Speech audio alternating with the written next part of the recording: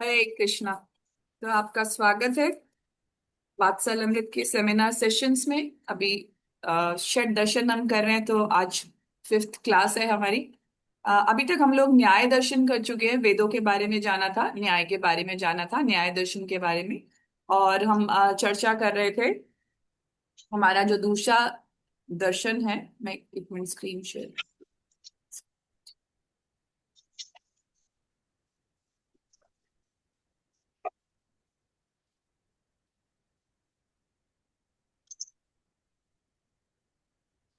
तो ये जो दूसरा दर्शन है हमारा, वैशेषिक दर्शन बोलते हैं इसको। और इसके जो फाउंडर हैं वो कणाद ऋषि हैं। तो पहले प्रार्थना कर लेते हैं। ओम अज्ञानतिमिरान्धस्य ज्ञान अंजन शलाकया चक्षुर उन्मीलितम येन तस्मै श्री गुरवे नमः। नमो विष्णु पादाय कृष्ण प्रेष्ठाय भूतले श्रीमते भक्ति वेदांत स्वामी नामिने। नमस्ते सारस्वते देवे गौरवाणी प्रचारिणे निर्विशेष शून्यवादी पाश आते देश तारिणे। जय श्री कृष्ण चैतन्य प्रभु नित्यानंद श्री अद्वैत गदाधर शिवासादि गौर भक्त वृंद। हरे कृष्ण कृष्ण कृष्ण हरे हरे, हरे राम राम राम हरे हरे। शिला प्रभुपाद की जय। तो ये जो अभी चर्चा कर रहे हैं, ये जो वैदिक एटॉमिक थ्योरी जिन्होंने लिखी है, इनका और एक नाम था। उनको क्या कहते थे? उल्लू का। तो उल्लू का मतलब उल्लू जो एक बर्ड रहता है, उसमें उसका क्या रहता है कि वो दिन में सोता है और रात को जागता है। तो उनको उल्लू का उपाधि इसलिए दी गई थी क्योंकि वो क्या करते थे, वो भी दिन के समय वो विश्राम करते थे और केवल रात्रि में बैठकर ध्यान करते थे। और इसलिए क्योंकि उनको उनका ऐसा विचार था कि सुबह के समय किसके लिए होता है? जो भौतिकवादी लोग होते हैं या मेटेरियलिस्टिक लोगों के लिए होता है। और उनका एक नाम और था कणभुज।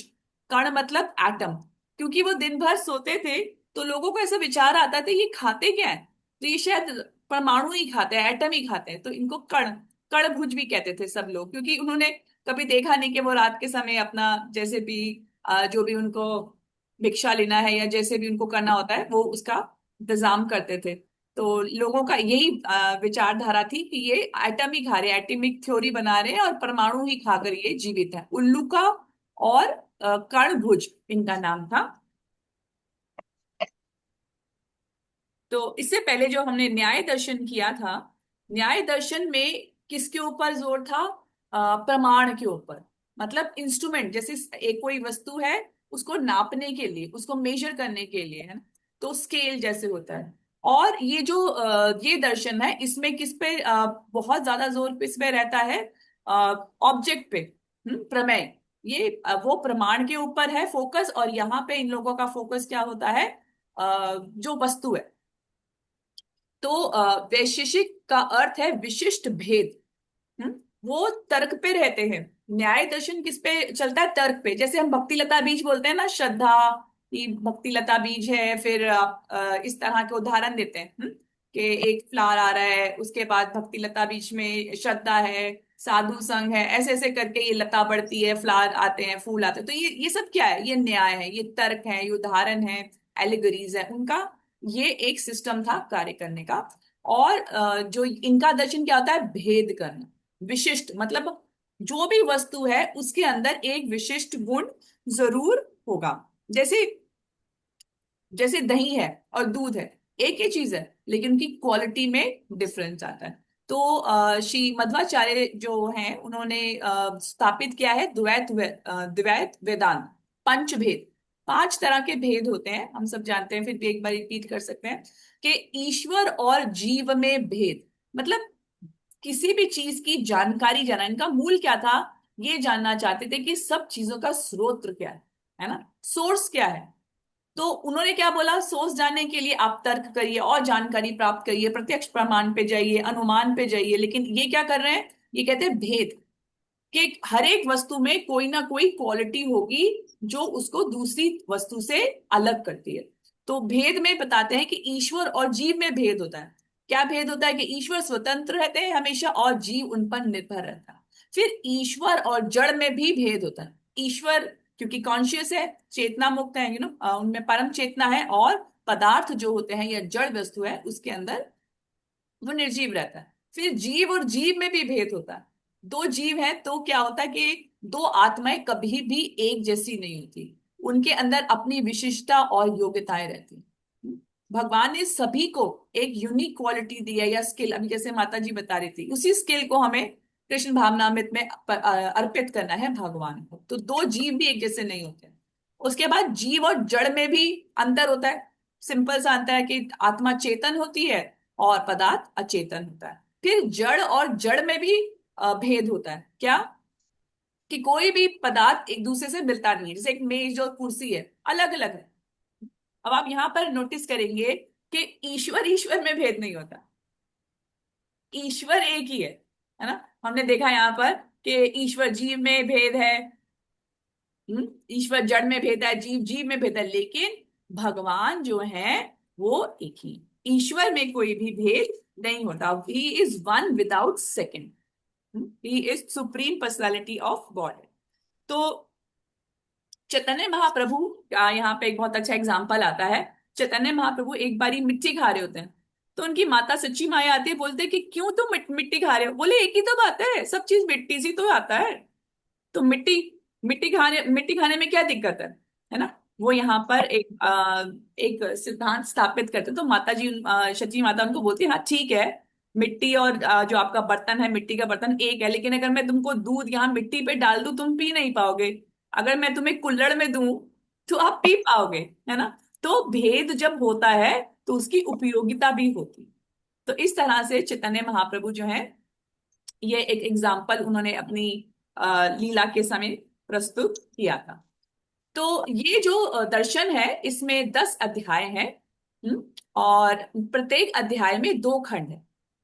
तो एक है आपका प्रशस्त पाद, ये जो इसके ऊपर टीका लिखी है, स्वार्थ धर्म संग्रह, है ना। तो ये इतनी अच्छी कमेंट्री है या टीका है या भाष्य है कि इसको सिर्फ भाष्य बोलते हैं। जैसे आपने सुना है गोविंद भाष्य और भी बहुत सारे भाष्य हैं। लेकिन अगर आप लिखें, आप कहीं पढ़ें कि भाष्य लिखा है, कोई उसके आगे विशिष्ट नाम नहीं जोड़ा जाए, तो समझ में आना चाहिए कि ये वैशेषिक धर्म दर्शन के ऊपर लिखा हुआ कमेंट्री या टीका है। उतनी अच्छे से उन्होंने लिखी हुई है। तो ये इस दर्शन के बारे में, तो इसके दो महत्वपूर्ण व्याख्याएं और भी हैं, उदयन है और श्रीधर। तो इसमें क्या बताया जाता है, इसमें विशेष तत्व के बारे में बल दे के कारण इस विचारधारा को वैशेषिक दर्शन के नाम से जाना जाता है। क्योंकि इसमें हम कैसे भेद कर रहे हैं, कैसे कैसे जान रहे हैं किसी भी चीज को दूसरी चीज से, उसकी जो विशेष चीज है, जो उसकी क्वालिटी है, जो उसका स्किल है, उसको अगर हम मैग्नीफाई करते हैं तब हम जान पाते हैं उस वस्तु के बारे में। इसके बारे में हमने लास्ट टाइम बात किया था, कैसे अलग कर सकते हैं। द्रव्य है, गुण है, कर्म है, सामान्य है, विशेष है, ये सब क्या होता है, एक वस्तु के साथ जुड़े होते हैं। जैसे द्रव्य है, द्रव्य में हमने बात की थी कि कैसे पृथ्वी जल अग्नि पंचभूत, इस तरह से अलग अलग रंग कैसा है, टेस्ट कैसा है। तो इस तरह से 7 चीजों के द्वारा हम किसी भी वस्तु को भेद कर सकते हैं। तो इस तरह हमने जाना कि जो न्याय दर्शन है वो प्रमाण के ऊपर बहुत जोर देते हैं। तो 4 चीजें वो मानते हैं प्रमाण में। क्या होता है, एक तो प्रत्यक्ष प्रमाण मानते हैं, अनुमान प्रमाण मानते हैं, उपमान प्रमाण मानते हैं, और चौथा शब्द प्रमाण को वो एग्री करते हैं, वेदों के हिसाब से मानते हैं। लेकिन वैशेषिक दर्शन में क्या कहते हैं, वो सिर्फ 2 को ही मानते हैं। किसको? प्रत्यक्ष को और अनुमान। वो शब्द प्रमाण को भी नहीं मानते। वो क्या बोलते हैं कि अगर ये क्या तक क्लियर है, ठीक चल रहा है? हम सबको पता है, हमने लास्ट टाइम डिस्कस कर लिया था कि यस यस। प्रत्यक्ष, है ना, उपमान में सिमिलैरिटी है। लेकिन ये जो वैशेषिक है ये इसको भी नहीं मानते, बोलते शब्द प्रमाण, मतलब वो वेदों की बात को भी नहीं मानते। बोले जब तक वेदों में जो लिखा है वो मैं एक्सपीरियंस ना कर लूं, मैं देख ना लूं, अनुभव ना कर लूं, तब तक मैं उसको एग्री नहीं कर सकता। तो यहाँ पे फिर क्या चर्चा आती है, जैसा जो जो मेरा एक्सपीरियंस होगा, जैसा मत वैसा पथ। क्या बोलते हैं इसको, थ्योरी को? एक मिनट। यत मत तत्व पथ ऐसे हाँ जी जी, मत, थैंक यू। हाँ, करके। यत मत तत्पथ, मतलब ये मेंटल स्पेकुलेशन हो गया, जो मेरा मन है वो ही सही है। तो यहाँ पर ये जो थ्योरी है या जो ये दर्शन है, ये दर्शन जो फिलॉसफी वो बना देती है, वो कैसी हो जाती है, वो वेदों को बोलते हैं कि हम वेदों की सब बातों को मान रहे हैं, लेकिन वो जो मेन सोर्स है शब्द प्रमाण, उसको वो मानते नहीं। तो सबसे पहले जो ये दो दर्शन है उसमें क्या बता रहे हैं, उनके अंदर समानता क्या है कि दोनों प्रणालियां व्यक्तिगत आत्मा की मुक्ति को ही अंतिम लक्ष्य मानती है। ये दोनों का सेम है कि आत्मा को मुक्त कराना। फिर दोनों ही अज्ञानता के समस्त दुख और कष्ट का मूल कारण मानती है। अज्ञानता को, इग्नोरेंस की वजह से ही हम दुख प्राप्त कर रहे हैं, अज्ञान की वजह से। ये दोनों दर्शनों की क्या है, समानता। और अब जो इनके अंदर जो 90% ये दोनों जो दर्शन है सेम है, और जो दो चीजें इनकी सेम नहीं है वो क्या है, न्याय दर्शन चार प्रमाणों को मानते हैं और ये सिर्फ दो को, जब जो हमें अभी डिस्कस किया। और जो पहला न्याय दर्शन है उसके अंदर हमने 16 पदार्थों की बातें करी थी, आपको ध्यान होगा, वाद, प्रत्यक्ष, प्रमेय और जाति, है ना, हेतु, संशय, इस तरह की 16 पदार्थों को हमने बात करा था। और यहाँ पे ये कितने मानते हैं, ये मानते हैं 7 श्रेणियों को ही स्वीकार करते हैं। ये इस हिसाब से अपना ये पूरा दर्शन इनका चलता है।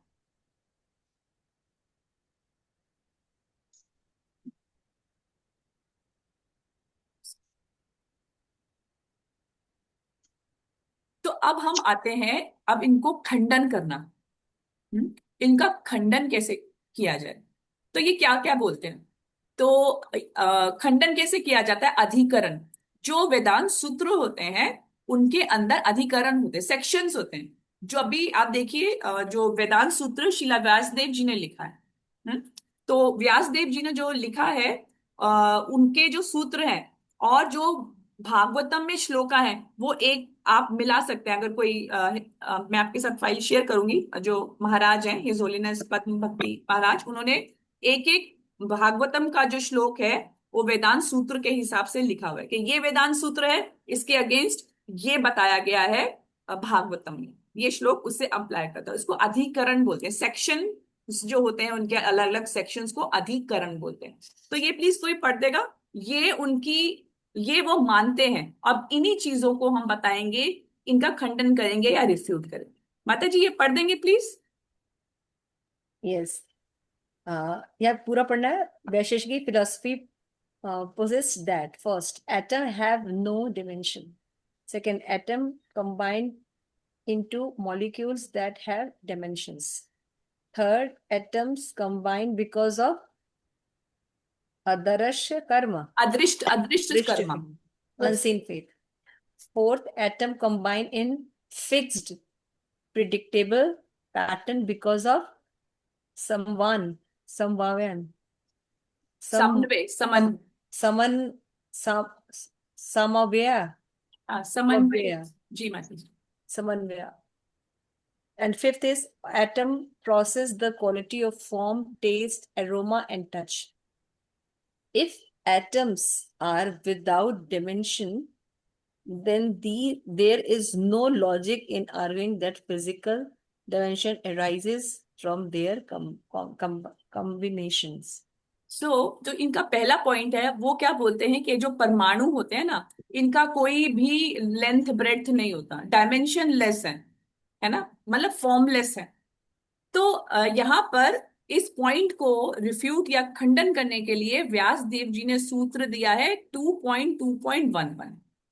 वो क्या बोलते हैं कि अगर जो एटम है या परमाणु है, आप बोलते हैं कि उनका कोई फॉर्म नहीं होता, उनका कोई भी फिक्स्ड डायमेंशन नहीं होता, है ना, लेंथ ब्रेड्थ हाइट वेट कुछ नहीं होता, तो आप फिर आप दूसरा पॉइंट बोल रहे हो कि ये जो दोनों मिल जाते हैं ना वो मॉलिक्यूल बन जाते हैं, फिर उसका कैसे डायमेंशन होगा। जो चीज दो मिला रहे हो उनका कोई डायमेंशन नहीं है, तो उनसे जो चीज बन गई तो उसका कैसे डायमेंशन हो सकता है, तो आप ये गलत बता रहे हो, है ना। तो पहला ही पॉइंट शिला व्यासदेव जी यहाँ पर इसको रिफ्यूट करते, खंडन करते हैं। अब इसके एग्जाम्पल में वो क्या करते हैं, भागवतम का जो श्लोक है उसको रेफर करते हैं। भागवतम में थर्ड कैंटो के 11th चैप्टर के 1 to 5 श्लोक इसी के बारे में बताते हैं, है ना। तो इसको हम लोग फर्स्ट श्लोक का ही करेंगे, बाकी आप बाद में देख सकते हैं। प्लीज इसे पढ़ सकते हैं प्लीज। मैत्रेय उवाचा। प्रेम पद्मनी माता जी आप पढ़ लीजिए माता हाँ, जी। मैं पढ़ लेती हूँ। जी। चरम सद विशेषमाणा मेनको संयुतः सदः परमाणु स विज्ञयो नृणाम मेक्य युक्षमो सता यतः। माता जी इसका भौतिक जी। हाँ, भौतिक जगत का परम कण जो अविभाज्य है और किसी भी रूप में निर्मित नहीं होता, परमाणु कहलाता है। यह समस्त रूपों के विलीन होने के बाद भी एक अदृश्य इकाई के रूप में विद्यमान रहता है। भौतिक शरीर ऐसे ही परमाणुओं का संयोजन मात्र है, परंतु आम मनुष्य इसे ठीक से समझ नहीं पाता। हम्म। तो भागवतम में भी यही बता रहे हैं कि एक सबसे पहला क्या है, एक एटम है, परमाणु है जो अविभाज्य है, जो अनडिस्ट्रक्टेबल है ना। लेकिन लेकिन उसके बाद आगे क्या बता रहे हैं कि इसके अंदर ये जो श्लोक आता है आपका एक और जो है 32, एक मिनट। हम्म, तो यहां पर बता रहे हैं कि जो एटम होते हैं वो 5 तरह के होते हैं। एटम आगे इसके विस्तार में बताते हैं कि एक तो आपका फिजिकल एटम होता है, मतलब पार्थिव परमाणु। दूसरा आपका होता है वॉटरी एटम, या आप उसको बोलेंगे जलीय जलीय परमाणु। फिर आपका होता है फायर, अग्नि अग्नि परमाणु। और फिर क्या होता है आपका वायु परमाणु। इस तरह के 4 तरह के परमाणु हो, है ना। तो अगर क्या बता रहे हैं कि अगर ये चीजें ना, डाउट कहाँ पे आता है कि अगर की थ्योरी है कि जो सारा पूरा का पूरा जगत है वो जल से आया, तो फिर ये जो वुड और आयरन है तो वो क्यों नहीं आई, ये जुड़ते कैसे। इसमें क्या बताने का कोशिश कर रहे हैं कि सबसे पहली बात, जो डायमेंशन लेस है वो डायमेंशन में कैसे आ सकता है। हम्म कैसे, अगर दो चीजें जिनका कोई फॉर्म नहीं है, कोई वेट नहीं है, कोई हाइट नहीं है, कोई लेंथ, वो जुड़ जाएगा, उसका हो जाएगा। तो ये जो है ये गलत फिलोसफी है। फिर अगली चीज वो क्या बताते हैं, एक, हाँ, तीसरी चीज वो क्या बताते हैं कि एटम्स कंबाइंड बिकॉज ऑफ अदृष्ट कर्मा। वो भगवान को नहीं मानते। वो बोलते हैं कि आपका अच्छे और बुरे कर्म आप जो करते हो ना, उसकी वजह से आपको फल मिलता है। हमने बात करी थी कि भगवान क्या है, भगवान एक अकाउंटेंट है। हम्म वो क्या करते हैं, आपके अच्छे और बुरे फल आपको देते रहते हैं, ठीक है। तो लेकिन ये जो है atoms are set into motion by अदृष्ट कर्मा, ये व्यासदेव जी बता रहे हैं। फॉर अदृष्ट Karma pertains to the pious and impious reactions of living entities, not particles of matter. अब आप बोल रहे हो अच्छे कर्म करना, बुरे कर्म करना, एक हाइड्रोजन का पार्टिकल है, वो ऑक्सीजन से मिलके वाटर बनता है। तो हाइड्रोजन ने तो कोई अच्छा कर्म या बुरा कर्म किया नहीं, ऑक्सीजन ने भी नहीं किया, तो उनके तो कोई अच्छे बुरे कर्म होते नहीं है। तो ये भी तो, ये लोग भी तो जुड़ते हैं ना। कोई ना कोई चेंज हो रहा है, आप देखिए प्रकृति में कुछ ना कुछ चेंज होता रहता है, तो ये कैसे हो रहा है ना। आप बोल रहे हो कि अदृष्ट कर्मा, के अदृष्ट कर्मा मतलब आपके कर्मों के हिसाब से आप प्रकृति में मॉलिक्यूल्स बन जाएंगे, ठीक है, बहुत अच्छी बात है। तो यहाँ पर फिर अपने वेदांत सूत्र में व्यास देव जी क्या बताते हैं, ये आप ठीक है, आप लिविंग एंटिटीज के बारे में बता रहे हैं, लेकिन ये अदृष्ट कर्मा, पाप पुण्य या जो एक्टिविटीज है, ये जड़ वस्तु पे कैसे आप अप्लाई कर सकते, जड़ वस्तु पे तो पाप पुण्य लगेगा नहीं, तो वो कैसे मॉलिक्यूल बनते हैं, है ना। हाइड्रोजन जैसे एक एलिमेंट है, ऑक्सीजन एक एलिमेंट है, वो कैसे जुड़ जाएंगे। तो यहाँ पर वो रिफ्यूट करते हैं ये प्लीज। और फिर ये भागवतम का भी श्लोक देते हैं कि कैसे कोई चीज जो है अपनी कर्मों के अनुसार उस पर कर्म फल मिलता है। माता जी ये पढ़ेंगे प्लीज। लब्धवा निमित्त। लब्ध्वा निमित्त व्यक्त्यं व्यक्त्याधवत् भवत्युच्च यथा योनि यथा बीज स्वभावेन बलीयसा। The fruitive activity a living being perform, whether pious or impious, are unseen cause for the fulfillment of his desire. This unseen cause is the root for the living entity different bodies. Because of his intense desire, the living entities take birth a particular family and receive a body which is either like that of his mother or like that of his father. The gross and the subtle bodies are created according to his desire. Shrimad Bhagavatam 6:154.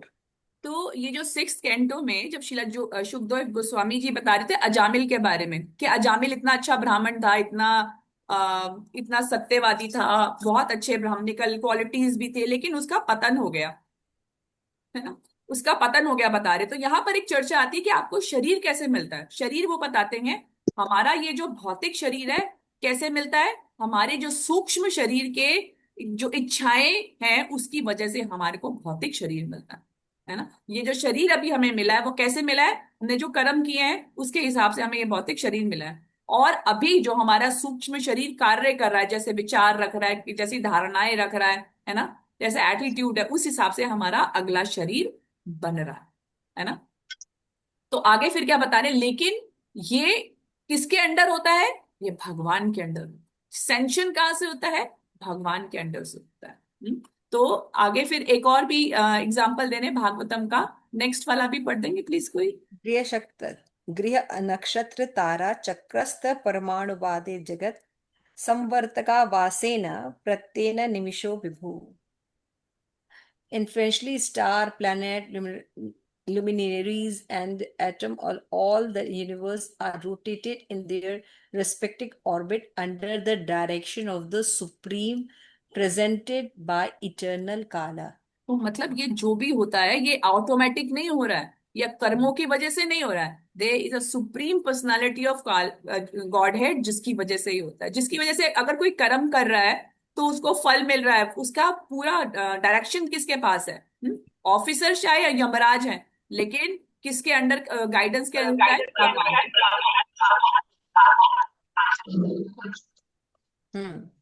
ठीक है, भगवान के under में, भगवान के under में। तो यहाँ पे उन्होंने दोष, उन्होंने यहाँ पे ये जो है, ये हमारा एक सेकेंड आप देख रहे हैं, ये जो है ये सॉरी, ये जो है ना वेदांत सूत्र 2.2.12, ठीक है। और इसके अगेंस्ट जो आपके भागवतम में जो उनकी नेचुरल कमेंट्री है, यहाँ पर उन्होंने ये दोनों चीजों को बताया गया कि शरीर कैसे मिलता है। अदृष्ट कर्मा नहीं, भगवान स्वयं सुप्रीम पर्सनालिटी ऑफ गॉड है, जो उनकी शक्ति है वो क्या है, वो है काल।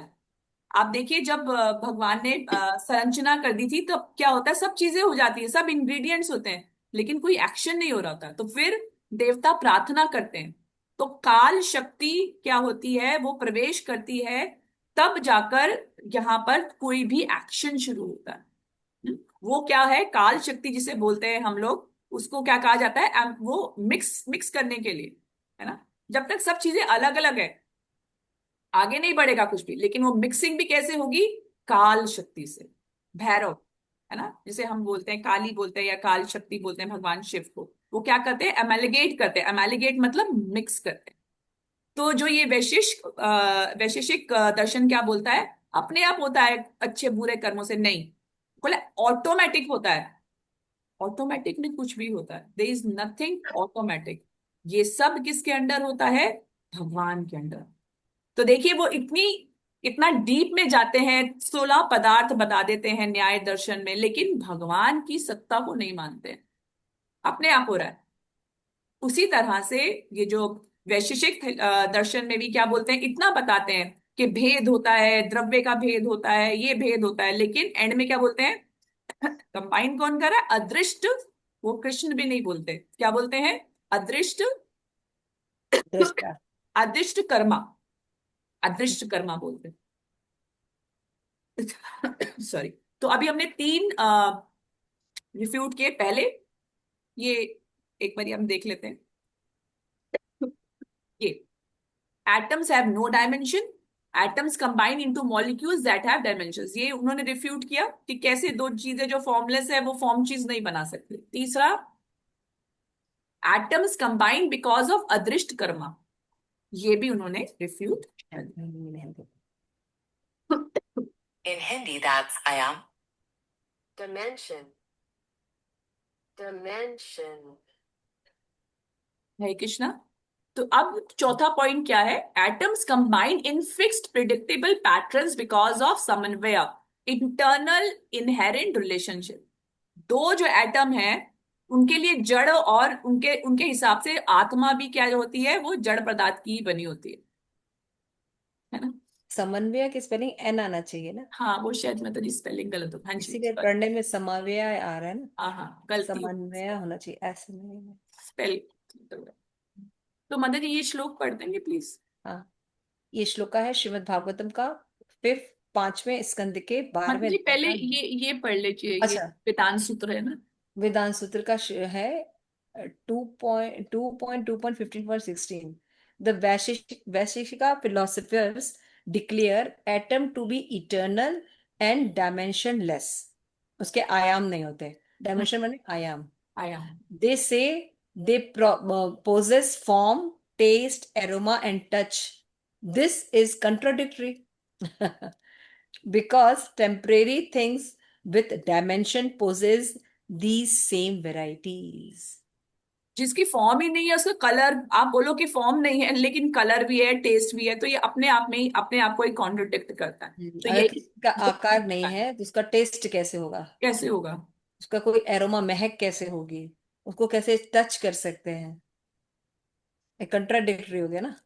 तो ये उसके अगेंस्ट में 5.12.9 का श्लोक दिया गया है भागवतम में, जिसमें एक्सप्लेनेशन है, माता जी एक भी पढ़ सकते। एवं नुरक्ति आशिति शब्द वृत्त मसनिधान परमाणु वे ये अविद्या मनसा, थोड़ा एरो हटाइए, कल्पितास्तात्रे येषां समूहे कृतो विशेषः। One may say that the varieties arises from the planet Earth itself. However, although the universe may temporarily appear to be the truth, if ultimately has no real existence. The Earth was originally created by a combination of atomic particles, but these particles are impermanent. Actually, the atom is not the cause of universe, although some philosophers think so. It is not a fact that the varieties found in the material world simply result from atomic जक्टापोजिशन। juxtaposition of combination। तो क्या बोलते हैं आज की modern theory, क्या बोलती है, probability, uncertainty.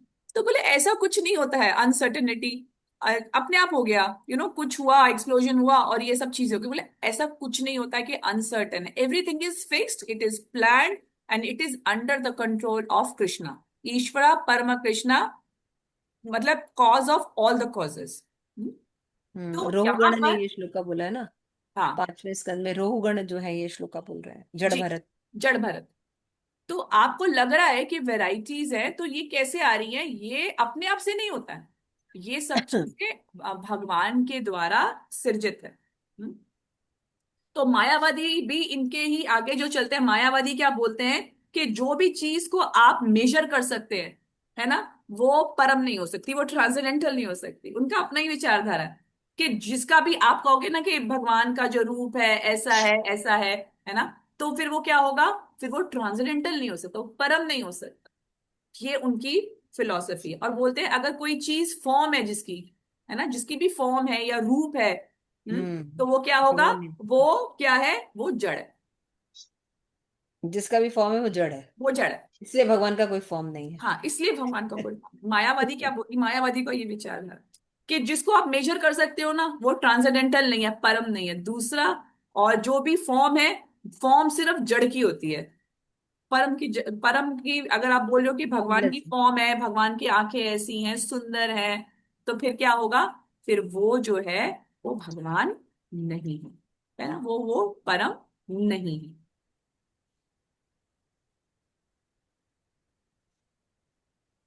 तो यहाँ पर फिर क्या बताते हैं, इसलिए कौन ये जो great sages do not accept the Vaisheshika philosophy, therefore it has to be refuted.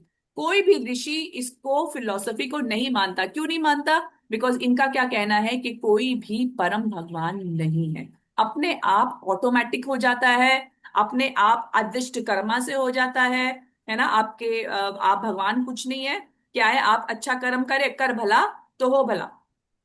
अच्छे कर्म चाहिए, अच्छे, तो भगवान को बाध्य करते हैं हम कि मैंने अच्छा कर्म किया है, आप मुझे अच्छे फल दो। पहले के कर्म उसका कोई भी यहाँ पर जिसे कहते हैं ना मान्यता नहीं है। एक मिनट।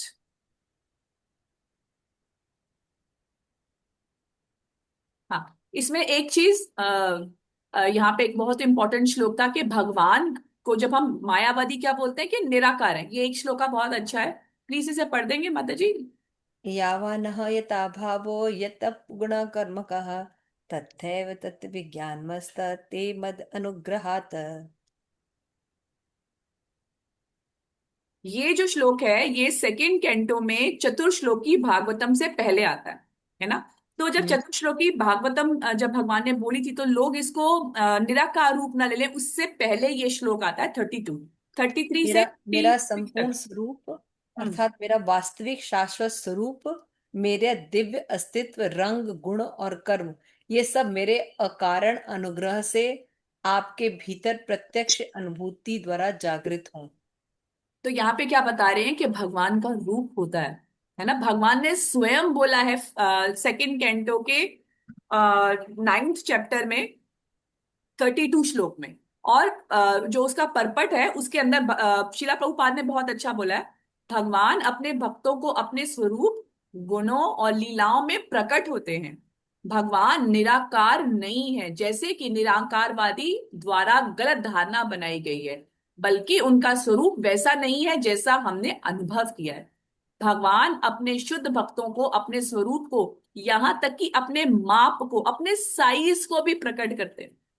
क्या बोल रहे हैं ना, एटम का साइज नहीं होता, मॉलिक्यूल का साइज नहीं होता। तो यहाँ पे भागवतम में ये श्लोक दिया है जहां पर खुद भगवान क्या बता रहे हैं कि हाँ मेरा रूप है ना, मेरा स्वरूप है, मेरा अस्तित्व है, मेरा रंग है, मेरा गुण है, मेरा कर्म है। और प्रभुपाद क्या बोल रहे हैं कि अपना माप तक जिन्होंने दर्शन किए हैं। ऐसा बताते हैं कि जब शिला प्रभुपाद नारायण बोलते थे, कई दफा उन्होंने नारद मुनि के भी दर्शन करें, भगवान स्वयं के भी दर्शन करें, तो क्या करते हैं भगवान अपना माप तक प्रकट करते हैं। और यही यावान जो लिखा है का अर्थ है कि जैसा श्रीमद् भागवतम के महानतम विद्वान शील जीव गोस्वामी ने समझाया। ये जो आप पढ़ रहे हैं ये प्रभुपाद ने अपने परपोर्ट में जीव गोस्वामी द्वारा लिखित भक्ति संदर्भ जो है वहां से लिया है। आगे उसी अनुवाद में प्रभुपाद फिर से क्या समझाते हैं, भगवान अपने भक्तों को अनेक प्रकार के दिव्य शरीरों का दर्शन कराते हैं। ये बात ये करने की कोशिश कर रहे हैं कि भगवान के शरीर का भी नाप है, लेंथ है, ब्रेड्थ है, कितना है ना। जब ये हमारे विग्रह बनते हैं जितने भी इस्कॉन में है, ऑथेंटिक रहते हैं, ये इमेजिनरी नहीं है। ये सारे के सारे जो भी शास्त्रों में दे रखा है डिटेल उसके हिसाब से बनाया जाता है। काल्पनिक नहीं है, फिर उनकी प्राण प्रतिष्ठा होती है। तो भगवान अपने भक्त को अपने अनेक प्रकार के दिव्य शरीरों का दर्शन कराते हैं, और जो सभी एक दूसरे के समान है और उनके शारीरिक लक्षण भिन्न भिन्न हैं। भगवान के कुछ दिव्य शरीर काले हैं, कुछ सफेद हैं, कुछ लाल हैं, कुछ पीले हैं, कुछ 4 हाथ वाले हैं, कुछ 2 हाथ वाले हैं, एक मछली के समान है, कुछ सिंह के समान है। भगवान के ये सभी भिन्न भिन्न दिव्य शरीर बिना किसी भेद के भगवान की कृपा से भक्तों के समक्ष प्रकट होते हैं। इस प्रकार निरकारवादियों का दावा करने वाले निराकारवादी के झूठे तर्क भगवान के भक्त को स्वीकार्य नहीं होते हैं, भले ही वह भक्त भक्ति में कितना भी उन्नत क्यों नहीं। जो मायावादी ये बोलते हैं कि भगवान का कोई रूप नहीं है, हाथ नहीं है, पैर नहीं है, ये गलत है। यहाँ पे भगवान स्वयं बता रहे हैं सेकंड कैंटो में ब्रह्मा जी को जब उन्होंने दर्शन किए थे और चतुर्श्लोकी भागवतम बताई थी। ठीक है, तो यहाँ हाँ पर जी। हमने इस तरह से कि डायमेंशन लेस होता है इसको यहाँ पे हमने रिफ्यूट किया। तो माता जी जैसे आजकल के जो साइंटिस्ट है वो भी तो यही सब बिलीव करते हाँ हैं। जी, आजकल के जो तो यानी ये साइंटिस्ट, फिलोसफी इन्हीं के पास से आई है। जी इनके पास ही जो ये बोलते हैं ना अनसर्टेनिटी प्रिंसिपल है, हाँ हाँ प्रोबेबिलिटी हाँ। है, कुछ भी हो जाता है, कुछ भी हो जाता है। तो ये हम्म। सब ये इनके ही चेले चपाटे हैं। ये सारे ये जो एटॉमिक थ्योरी है ना इन्हीं के ऊपर बनी हुई है कि परमाणु की गणना जो है भागवतम में भी दिया है, लेकिन हम्म, परमाणु की गणना इनके हिसाब से डिफरेंट है। हाँ इनके हिसाब से डिफरेंट है। यहाँ पर आप देखिए ये जो श्लोक है मैंने पूरे नहीं लिए हैं। हम्म। थर्ड कैंटो के 11th चैप्टर ना, ये टाइम के ऊपर चैप्टर है, समय के परमाणु की गणना ऊपर। मैथ वो बताते हैं ना, मैत्रेय ऋषि। तो इसमें पूरा दिया हुआ है कि कैसे एक परमाणु का कितना होता है, कैसे भौतिक पिंड है। हम्म। तो अगर हम इनका पूरा पढ़ेंगे तो हमें ज्ञान हो या जाएगा कि एक हिंदी डायमेंशन। वाला खाली पढ़ लेते हैं जल्दी, कि आप पढ़ लीजिए। परमाणु प्रकट ब्रह्मांड की परम अवस्था है। जब वे अलग अलग शरीर का निर्माण किए बिना अपने मूल रूप से बने रहते हैं तो उन्हें असीम एकता कहा जाता है। भौतिक रूप से निश्चित रूप से विभिन्न शरीर मौजूद है, लेकिन परमाणु स्वयं भी संपूर्ण सृष्टि का निर्माण करते हैं। यानी परमाणु का भी इसमें बता रहा है कि एक आकार है, और इससे निर्मित चीजों का भी एक आकार होता है। भौतिक पिंड जैसे के। हाँ। इसको हम कैसे समझ सकते हैं, थोड़ा सा ऐसे समझ सकते हैं इसको कि ऐसे ऑक्सीजन भी अपने आप में एक तत्व है, हाइड्रोजन भी अपने आप में एक तत्व है, और दोनों को मिलाकर पानी बन रहा है, वो भी एक तत्व है। तो ऐसे दोनों समझ दोनों में जब आकार होगा, दोनों में कुछ होगा, तभी ना वो एक तत्व बनाएंगे। सकते हैं। हाँ हाँ हाँ, तो ये क्योंकि ठीक समझ लेना। क्योंकि पानी को तो हम देख सकते हैं, छू हाँ सकते हाँ। हैं, स्पर्श कर सकते हैं, तो इसका मतलब उन हम्म दोनों में भी ये चीजें होनी चाहिए ना, तब तो होगा। हम्म। तो शीला क्या? व्यास जी बोलते हैं कि आप अगर मेजर नहीं करते सकते ना, इसका मतलब नहीं है कि वो मेजर नहीं हो सकता। कृष्णा का, हाँ। आप कृष्णा को नहीं आप देख सकते हैं, आप कृष्णा को मेजर नहीं कर सकते हैं। या हम बोलते हैं ना हमारे बाल की नोक को 10,000 में टुकड़ा, वो सोल है। इसलिए बोलते हैं क्योंकि हमारी क्षमता नहीं है उसको मेजर करने की। तभी शील प्रभुपाद जब सिद्धांत बताते हैं, सबसे पहले एक बात कहते हैं कि भगवान को भौतिक चीजों से नहीं समझा जा सकता, भौतिक इंद्रियों से नहीं समझा जा सकता, भौतिक चीजों से नहीं नापा जा सकता। वो जैसे हैं उनको एक्सेप्ट करना पड़ेगा। हाँ मतलब, और अगर क्योंकि हम नहीं देख सकते या हम नहीं नाप सकते, इसका मतलब ये नहीं है कि वो मेजरेबल नहीं है। मेजरेबल हमारी नहीं है। कैपेसिटी नहीं है। हमारी भौतिक कैपेसिटी नहीं है कि उनको मेजर कर सके। हाँ तो इसलिए जो शास्त्र में जैसा जिन्होंने देखा है, उन्होंने जो बताया करना, उसको एक्सेप्ट करना चाहिए। प्रभुपाद भी इस बात को बहुत मेंशन करते थे कि हाँ। आप अपने आप से मेंटल स्पेकुलेशन नहीं करते। फिर बताते हैं कि भौतिक पिंड के परमाणु संयोजन की गति को मापकर समय का अनुमान लगाया जा सकता है। समय सर्वशक्तिमान भगवान हरि की शक्ति है। देखो बता रहा है, काल जो है, जो बोल रहे काल आता है इंटर का, तो काल है कौन? कृष्ण है, जो भौतिक जगत के प्रत्यक्ष रूप से प्रकट न होते हुए भी समस्त भौतिक गति को नियंत्रित करते हैं। मतलब डायरेक्ट इंटरफियर भगवान नहीं करते हैं, काल के रूप में करते हैं। तो यहाँ पे सीधे है। फिर उसके बाद आता है परमाणु काल को किसी विशिष्ट परमाणु क्षेत्र को कवर करने के आधार पर मापा जाता है। परमाणु के अव्यक्त समूह को कवर करने वाले समय को महाकाल कहा जाता है। स्थूल समय का विभाजन इस प्रकार किया जाता है कि दो परमाणु मिलकर एक दोहरा परमाणु बनाए, और तीन दोहरे परमाणु मिलकर षटभुज निर्माण कर। सही बात है। दो मिलके हेक्टागन ना, वही हाँ, हेक्सागन होता है ना, ये बता रहे हेक्सागन। थे कि जैसे आप हाँ। खिड़की में से, अभी बता रहे ना, खिड़की में से जब आप देखते हैं ना सुबह के समय, अगर छन के हाँ। अगर वो आ होम्स। रही है, तो ये हेक्सागन दिखता भी है हमारे को। हम्म। हम्म। षटभुज। आ षटभुज को क्या बोलते हैं? हेक्सागन। हेक्सागन, हेक्सागन हाँ, मतलब। हेक्सागन। परमाणु खिड़की की जाली के छेद में से प्रवेश करते धूप दिखाई देती है। यह स्पष्ट रूप से देखा जा सकता है कि षटभुज परमाणु आकाश की ओर ऊपर उठता है। तिकोना होता है ना, ऐसे करके। हम्म। ठीक है माधवी। है ना, तो यहाँ यानी पर परमाणु का भी आकार है श्रीमद् भागवतम के अनुसार, और परमाणु और दूसरे परमाणु से जब इंटरेक्शन होता है तो उसके भी आकार होते हैं। तो ये कहना अव्यक्त कि नहीं होता है। एटम्स की नहीं है डायमेंशन, गलत। आप मेजर नहीं कर सकते। आप बोल रहे हो अदिष्ट कर्मा होता है, तो भैया जिसमें महाप्रसाद, बहुत अच्छा एग्जांपल दिया कि महाप्रसाद है, तो ये महाप्रसाद वाला डब्बा ट्रांसेंडेंटल हो गया? वो हो सकता है? मतलब आप कोई बोले कि हाँ महाप्रसाद है, इसमें ये भी भगवान है, नहीं, वो जड़ है ना। या कोई क्या बोलता है कि अच्छा, आपने एक व्यक्ति बोल सकता है कि मैंने थोड़ी सी शराब पी, आप मुझे बोलो कि मैंने बहुत पाप किया, ये बॉटल तो मेरे से ज्यादा सिंफुल है, ये तो पूरी भर के रखी है। कर्म, अच्छे या बुरे कर्म जड़ चीजों पर लागू नहीं होते। नहीं होते। तो जो वो भेद कर रहे हैं, जड़ इतना चीज भेद। क्या, कर्मा की थ्योरी पशु पर भी लागू नहीं होते हैं। हाँ। हाँ, यस, ये बिल्कुल सही केवल बात मनुष्य पर, जड़ तो छोड़िए, पशु योनि में कहा। अगर एक शेर है। मांस खाता है, एकदम किस क्लियर है श्रीमद् भागवत, अगर शेर मांस खाता है तो उसको पाप नहीं लगता। मनुष्य बिल्कुल। खाता है तो पाप लगता है। अगर कोई हम्म। पेड़ कपड़ा ना पहने तो उसको पाप नहीं लगता है, लेकिन व्यक्ति अगर कपड़ा ना पहने तो उसको पाप लगता है।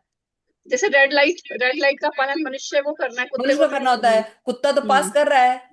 हम्म। उसको थोड़ी पकड़ा जाता है कि तुमने क्यों रेड लाइट थी, तुम रेड पार क्रॉस क्यों कर कर दी। गए? तो ये चीजें आप जो बता रहे हो, ये जड़ पे नहीं होता। फिर आप बोलो कि दो चीजें अपने आप कंबाइन हो जाती है, चलो ठीक है, हाइड्रोजन के साथ ऑक्सीजन होता है, आयरन के साथ वुड तो कंबाइन नहीं होती, क्यों नहीं होती बताइए?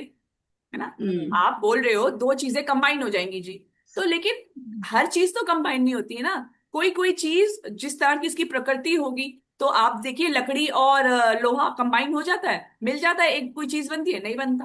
नहीं। तो ये जो थ्योरी है, यहीं पे कॉन्ट्रडिक्ट करी गई व्यासदेव जी द्वारा। देखिए एक एक बात यहाँ पे बड़ी अच्छी है, चलिए आगे बात करेंगे। जब ये लिखा गया ना तब बुद्धिज्म भी नहीं था, जैनिज्म भी नहीं था, लेकिन व्यास देव जी को पता था इस तरह के प्रश्न आएंगे, तो वो पहले से ही इस बात को रिफ्यूट करके गए।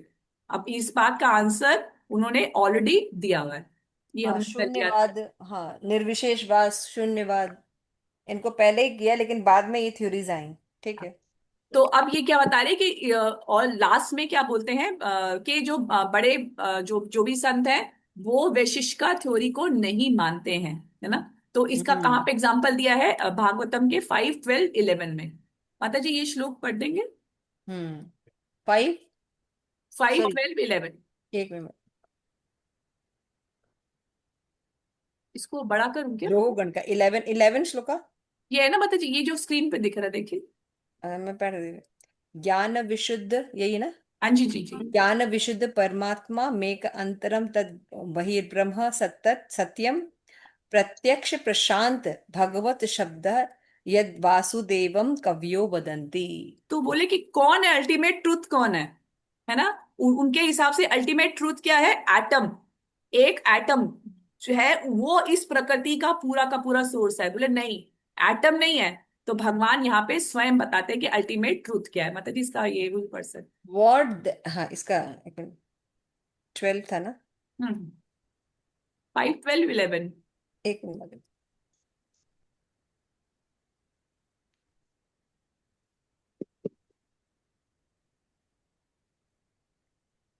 इसका मीनिंग मैं पढ़ रही। नहीं, हिंदी में मैं पढ़ रही हूँ माता सीता के लोगों अच्छा को। ठीक है ठीक। तो फिर परम सत्य क्या है? उत्तर में अद्वैत ज्ञान जो भौतिक गुणों के कलमश से रहित है, वह मुक्ति मुक्ति प्रदायक है। वह अद्वितीय सर्वव्यापी तथा कल्पनातीत है। उस ज्ञान की प्रथम प्रतीति ब्रह्म है। फिर योगियों द्वारा अनुभव किए जाने वाला परमात्मा है, जो बिना किसी कष्ट के उसे देखने का प्रयास करते हैं। यह प्रतीति की दूसरी अवस्था है। अंत में परम पुरुष में ही उसी परम ज्ञान की पूर्ण प्रतीति की जाती है। तभी विद्वान परम पुरुष को वासुदेव के रूप में वर्णन करते हैं, जो ब्रह्म, परमात्मा और भगवान यानी आदि कारण का रूप है। यानी भगवान की रियलाइजेशन 3 रूप में होती है, ब्रह्म, परमात्मा और भगवान। तो वो बता रहे हैं कि अदृष्ट कर्मा कुछ नहीं होता अगर भगवान इस रूप में हम लोग प्रसीव कर सकते। फिर यहीं पर वो बताते हैं कि आप क्या करते हैं, ये अदृष्ट कर्मा क्यों बना रहे हैं, है ना। क्योंकि भगवान को नहीं मानना चाहते, जैसे ये बुद्धिज्म है, जैनिज्म है, या साईं बाबा है। क्या करते हैं कि उसकी क्वालिटीज जो है, भगवान की जो क्वालिटीज हैं वो किसी पे भी लगा देते हैं कि हाँ इसके अंदर ये क्वालिटी है। क्यों? क्यों वो वैदिक धर्म के हिसाब से नहीं चलते? क्योंकि वैदिक धर्म में भगवान को की वर्शिप का नियम है, वो नियमों का पालन नहीं करना चाहते। आप देखिए जितनी भी धारणाएं आती हैं, जितने भी गुरु आते हैं, बोले कि आप नियमों हम्म। का पालन मत करिए, नियम पालन हम्म। करने की जरूरत ही कैसे भी रही है। तो अपनी सहूलियत के हिसाब से बोलते हैं कि इसमें ये गुण है, ये गुण है, जो मर्जी करते जाइए। जैसे हम्म। बुद्धिज्म में क्या है, एक रूल उनका क्या था, कि आप अहिंसा, और चाइना में बहुत है। और वहां पे क्या रूल है, जो चीज चलती है ना उसको खा लो। और अहिंसा है। और अहिंसा है, जो चीज आपको चलती हुई दिखे, चाहे वो छिपकली उनके है, जो मॉन्क्स है कॉकरोच है। सबसे ज्यादा मीट ईटर है। हाँ नहीं माता जी, दलाई और लामा बड़े वगैरह सब इतना निष्कृष्ट, मीट ईटिंग करते हैं। और माता जी निष्कृष्ट तरह के हैं। तो हाँ, आपके वहां कच्चा पर आप मांस खाते हैं। कॉकरोच पिकल हम्म। और ऊपर बुद्धा की फोटो लगाएंगे। आप बताइए किस तरीके, क्या हो गया, ये कन्वीनियंस के हिसाब से, क्योंकि उन्होंने रूल नियमों का पालन नहीं करना है, इसीलिए हम्म। किसी पे भी बोल देते हैं कि इसमें ये गुण है, ये इसका ये कलर है, तो यहाँ पे रिफ्यूट करें ये दिस इज रॉन्ग। ये ये जो मनोधर्मी, मनोधर्मी हो गया ना ये सब मनोधर्म, फिर। मेंटल तो आज स्पेकुलेशन के हो लोग गया नहीं ना। बोलते कि हाँ, अंडा, अंडे में कितने कितने विटामिन हैं, इतने विटामिन, जबकि निकृष्ट भोजन है। इतना निकृष्ट भोजन नहीं, वो ये कहते हैं कि अंडा तो नॉन वेज है ही नहीं, है तो ही ये नहीं। भी बोलते हैं और विटामिन से भरपूर है। विटामिन से भरपूर है। बनाओ तो महकता है। तो उसमें एक एक थ्योरी क्या बोलते हैं कि देखो, आप बोलते हो कि आत्मा को ना मारा जा सकता है ना जलाया जा सकता है, तो अगर आपके मुंह में जो आपकी बॉडी है मछली है, तो आपकी आत्मा को कैसे इफेक्ट होगा? आप समझ रहे हैं क्या क्या बोलते हैं, आपके मुंह में मछली है, तो शरीर पे है ना। आप तो क्या बोले अभी, नहने शरीर माने हने शरीरे, तो कैसे होगा बताइए ना। ये यहाँ तक ये लोग बोलते हैं। तो यहाँ पर बताते हैं कि ये ठीक है कि आत्मा को फर्क नहीं पड़ता, लेकिन अगर आप किसी नदी के पास खड़े हैं, है ना, आप उसका साफ पानी है, आप उसमें गंदगी डालेंगे तो नीचे डीप आप नहीं देख सकेंगे ना। जब आप तामसिक चीजें ऊपर डाल रहे हैं, गंदगी डाल रहे हैं एक नदी के पास, तो जो नीचे डीप है आप देख सकेंगे? बहुत सुंदर फिलोसफी है। नहीं देख सकेंगे ये बात। तो वेरी ये नाइस। यहाँ पे कितना अच्छा एग्जाम्पल, मुझे बहुत अच्छा लगा ये, कि वो कह रहे वेरी कि गुड भैया जब एग्जांपल। तुम बोल रहे हो कि कोई फर्क नहीं पड़ता आत्मा को, तो आत्मा तो अनफेक्टेड रहती है, फिर कैसे हम्म आपने मुंह में मच्छी डाली? आप तो बॉडी हो ना, जल अग्नि आकाश के बने हुए, मन बुद्धि अहंकार के, आपको क्या फर्क पड़ रहा है इसमें?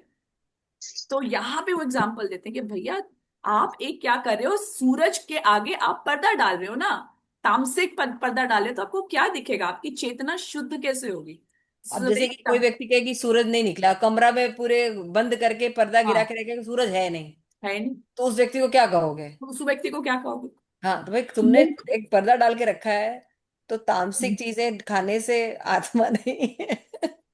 ऐसा मुझे एक बोलते मिनट, हैं। नदी वाला एक एग्जांपल नहीं समझ में, नदी वाला एग्जांपल थोड़ा सा नदी के समझाएंगे? एग्जाम्पल में ये बता रही है माता जी कि आप किसी हम्म, एक्सवक्ष नदी के किनारे जाइए, जिसका पानी हम्म, के नीचे तक बिल्कुल क्लियर दिखाई देता है, कंकड़ हाँ, वगैरह। तो अगर आप किनारे गई हैं और वहां पे आप कूड़ा फेंकें उसमें, तो फिर आपको हम्म, उतना साफ नीचे की सरफेस साफ दिखाई देगी? नहीं दिखाई नहीं देगी। दिखाई देगी। उसी तरह हम्म, से अगर आप तामसिक चीजें खाएंगे और सोचेंगे कि सात्विक चीजें, शुद्ध सात्विक चीजें आपको प्रकट हो जाए, ज्ञान प्रकट हो, कैसे होगा? आप मछली समझ खा रहे गई। हैं, ठीक है, आत्मा को नहीं, नहीं फर्क पड़ रहा है, लेकिन तामसिक चीजें तो खा रहे हैं। तो हाँ, तामसिक मतलब आप तामसिक रह तमोगुणी के में तो शुद्ध सत्व का ज्ञान कैसे आप हासिल करेंगे? यस यस, तमोगुणी व्यक्ति सतोगुणी चीजें नहीं समझ सकता, नहीं समझ। मतलब कि और एग्जाम्पल एक बहुत बहुत अच्छा, सुंदर। वेरी बुद्धिज्म नाइस में, एग्जाम्पल। बुद्धिज्म में क्या बताते हैं, बुद्धिज्म में बता रहे थे कि बुद्धिज्म में बताते हैं अहिंसा करनी है, लेकिन वहां पे लोग सब कुछ करते हैं। वहां के जो साधु हैं, नॉन वेज सब कुछ, हाँ। खाएंगे, सिगरेट पिएंगे, शराब पिएंगे। वुमेन वुमेन हंटर नहीं, वुमेन हंटर नहीं होते प्रभु, वो महाराज बोलते हैं कि आजकल के वुमेन तो हैं। हंटिंग होते होंगे। मैं अभी गई थी अपनी बेटी के वहां पर, तो मैंने देखा एक वो मॉन्क नहीं बने होते जो ये हाँ हाँ हाँ बौद्ध वाले, तो हाँ। उसने उनको बोला आप रुको यहाँ पे, आपके पास कुछ है, ये मेरा अपना एक्सपीरियंस है। तो उसका सामान निकाला ना, उसके पास लाइटर निकला, मैं हैरान रह गई कि इसके पास लाइटर क्यों है भाई? हमें अपने लाइटर और महाराज लोगों सिगरेट, की आदत है। एंड आई थिंक सिगरेट्स भी थी उसके पास। मैं थी, मेरी मेरी बहू थी और मेरा बेटा भी था, वो मेरे को पीछे से हाथ मारे, मम्मी ये क्या है? ये मैंने कहा भैया हमें क्या पता। तो मैं अभी वो बोल रहे तो मुझे आए कि उनके लिए ये इसमें कोई प्रॉब्लम नहीं, ये मेंटल स्पेकुलेशन है। हम वेदास को नहीं मानते, वेदा में जो लिखा है हम नहीं मानेंगे, क्यों? नियमों का पालन करना पड़ता, हम वेदों को नहीं मानते। तो ये हम मेंटल ऊंचे उठ गए स्पेकुलेशन हैं। आज यहाँ तक पहुंच गई है। हम बहुत ऊंचे उठ गए हैं, हम भगवान बन गए हैं, हमें नियम पालन करने की जरूरत नहीं है। तो ये सही। जो ये सारे के सारे दर्शन है, ऐसी जो फिजिक्स है, जिसको आज की डेट में फिजिक्स बोला जाता है, वो न्याय दर्शन है, एक्सटर्नल मेजरमेंट। और परम दृष्टा देवी दासी की जय। और जो और ये जो वैशेषिक दर्शन है, ये केमिस्ट्री है ना। ये केमिस्ट्री में भी होता है परम ना, दृष्टा ये माता जी रंग की है, ये जय। दो चीजें मिलाओगे, ये स्मेल होगा, ऑर्डर हो जाएगा परसिपिटेट का। तो ये आज की मॉडर्न जो फिजिक्स है, वो क्या है? आपका न्याय दर्शन है। और जो आपका केमिस्ट्री है, वो क्या है? आपकी वैशेषिक दर्शन। भेद एक चीज की बड़ी इतना अच्छा डिटेल बताते कि मैं भी, मुझे बहुत अच्छा लगा, मैं नोट करने लगी। फिर मैंने दो के बाद मैं सोचा इतना सारा डिटेल जान के क्या करना है, मतलब एंड में वो क्या बोल रहे हैं, ये क्या है, ये सब ये सब क्या है? ये ऑटोमेटिक होता है। ऑटोमेटिक। अनसर्टेनिटी प्रिंसिपल है इसके अंदर, माता अदृष्ट माता कर्मा। माता जी, फिफ्थ पॉइंट को का ये नहीं आया ना? 5 पॉइंट्स थे ना शुरू में? जी माता जी। 5 पॉइंट्स थे ना शुरू में? Atom possesses the qualities of form, taste and aroma and touch, इसका नहीं आया ना? आया तो बताया ना। अभी बताया ये ना। अगर उसका फॉर्म ही नहीं है तो किसी चीज का अगर कोई आकार ही नहीं है, तो उसमें फॉर्म, टेस्ट, एरोमा, टच कैसे आएगा? कैसे आएगा? आप कह रहे हैं एटम का कोई क्वालिटी। आकार ही नहीं होता, कुछ है ही नहीं एटम, तो उसमें फॉर्म कैसे आ जाएगा? एक दूसरा फॉर्म कैसे बिल्डअप होगा? फिर उसमें टेस्ट कैसे आ जाएगा? आप कह रहे हो उसको मैंने कुछ होता ही नहीं है, कोई आकार ही नहीं। नहीं, श्रीमद् भागवत से हाँ, भागवतम का वो नहीं आया ना? ये हाँ, है ना, ये। एक मिनट में बता रही हूँ, इसके बाद है। ये रहा 5, 12, 9। अच्छा। कि ये मैंने अभी बताया था ना कि ये जो डिक्लेयर करते हैं कि एटम्स टू बी इटर्नल, वो क्या बोलते हैं कि जो परमाणु है वो इटर्नल है, शाश्वत है। लेकिन ये शाश्वत नहीं हो सकता। शाश्वत में सिर्फ सोल और सुपर सोल ही रहता है ना। मगर क्योंकि ये वो टेम्परेरी चीजें हैं, वो क्या बोलते टेम्परेरी हैं। चीजों को शाश्वत बोल रहे हैं। हाँ, अगर जो टेम्परेरी चीजें होती है ना, उनकी जो वैरायटीज वो पोजेस नहीं कर सकती। जो टेम्परेरी चीजें होती हैं उनकी शाश्वतता नहीं होती, यहाँ पे यही बताने की कोशिश कर रहे हैं। ये वाला श्लोक है 5.12.9 जो अभी हमने किया था। ये सब कैसे आते हैं, ये एक कॉम्बिनेशन, एक प्रॉपर प्रॉपर्टीज की वजह से आता इसमें लिखा है ना कि the Vaisheshika philosopher declare atom to be eternal, dimensionless. They say that possess form, taste, aroma and touch. हाँ, This contradictory, तब तो contradictory हो जाएगा ना। because temporary things. है। एटम इटर्नल है लेकिन डायमेंशनलेस है, तो आयाम नहीं होते उनके कोई। तो तो जब इसीलिए आयाम नहीं किसी का, तो फॉर्म कैसे हो जाएगा, आकार कैसे हो जाएगा, उसका स्वाद कैसे हो जाएगा, उसका गंध कैसे हो जाएगा, उसका स्पर्श कैसे हो जाएगा। कमरे। पूरा कंफ्यूज कंफ्यूज हो थोड़ा गया। सा माता जी, मैं ना इसकी फाइल आपको शेयर करूंगी, इसमें बहुत सारे एग्जांपल्स है, सारे तो मैं नहीं कर पा रही, आप पढ़िएगा तो हाँ उसमें हाँ। बहुत अच्छा दिया गया। हम्म। तो ठीक है। अब इसके बाद आता है रिफ्यूटिंग बुद्धिज्म। तो बुद्धिज्म में चार तरह के स्कूल होते हैं। एक तो आपका होता है, एक जो डायरेक्ट रियलिज्म पे होता है, एक रिप्रेजेंटेशनलिज्म पे होता है, एक सब्जेक्टिव आइडियलिज्म है, और एक वॉइडिज्म है। तो जो पहले दो स्कूल हैं वो बोलते हैं कि दो तरह के फिनोमिना है यहाँ पर, है ना। एक होता है फिजिकल और एक होता है मेंटल, है ना। तो ये इसको क्या बोलते हैं, स्कंद। ये बुद्धिज्म की बात कर रही हूँ, जो बुद्धिज्म की थ्योरी है, यहाँ पे हम रिफ्यूट कर रहे हैं बुद्धिज्म को। तो बुद्धिज्म में पांच तरह के स्कंद बताए जाते हैं। एक फिजिकल होता है, और पांच बाकी के चार होते हैं वो होते हैं मेंटल, है ना। तो जो पहला आपका है फिजिकल, उसमें क्या बताते हैं कि जो भी चीजें हैं वो कैसे बनी है, earth, water, fire, air and forms that are constructed this, है ना। तो सबसे पहले वो क्या बोल रहे हैं कि सब चीजें किससे बनती है, फायर से और एयर से, अर्थ से। लेकिन यहाँ पे आत्मा और परमात्मा की बात नहीं कर रहे, क्योंकि आत्मा परमात्मा जो है उनका शरीर कैसे होता है, सतचित आनंद। ये हमारी बॉडी बनी है ना। तो यहाँ पर ये इन चीजों को कवर नहीं करता है बुद्धिज्म। वो किसकी बात कर रहा है, शरीर के स्तर की बात कर रहा है। आप देख रहे हैं, सबसे पहला पार्ट फिनोमिना क्या बता रहे हैं, फिजिकल, है ना, एक्सटर्नल। तो एक्सटर्नल जब वो क्या बोलते हैं कि ये चीजें किससे बनी है, पृथ्वी, जल, अग्नि, आकाश, ईथर ये मानते नहीं है, इसको बाद में डिस्कस करेंगे। वो ईथर को वो मानते ही नहीं है। वो क्या बोलते हैं, जल, अग्नि, पृथ्वी और वायु। वायु। हाँ, लेकिन आकाश, ईथर को नहीं मानते वो लोग। तो क्या बोल रहे हैं कि कैसे उनके स्कंद में बताया जाता है कि जितनी भी वस्तुएं इन पांच चीजों से बनी है, चार चीजों से बनी है।